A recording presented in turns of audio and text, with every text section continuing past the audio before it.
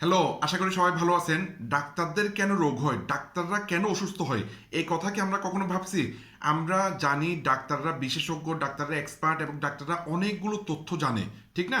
সেই কারণে আমাদের যে কোনো একটা রোগ হলে বা শারীরিক কোনো সমস্যা হলে আমরা অতি সত্বর ডাক্তারের সাথে যাই, ডাক্তারের কাছে গিয়ে পরামর্শ করি এবং ওনার পরামর্শ মতো ওষুধ বা যে যে যাবতীয় কাজগুলো করা দরকার সেগুলো করার চেষ্টা করি। কিন্তু একটু চিন্তা করে দেখেন, আমি অনেক ডাক্তারকে দেখছি ওনারাই স্বাস্থ্য সচেতন না।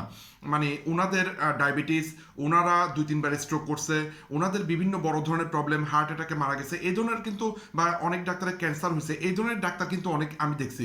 আসলে কেন এটা হচ্ছে? মানে মেইন কথা হচ্ছে, সুস্থ থাকার জন্য নিয়মটা আপনাকে জানতে হবে এবং সেই নিয়মটা আপনাকে মানতে হবে আপনাকে। সুতরাং আপনি যদি একজন ডাক্তারও হন, আপনি যদি সুস্থ থাকার নিয়ম জেনে আপনি যদি না মানেন, তাহলে আপনার বড় বড় রোগ হবে এবং আপনি অসুস্থ হবেন।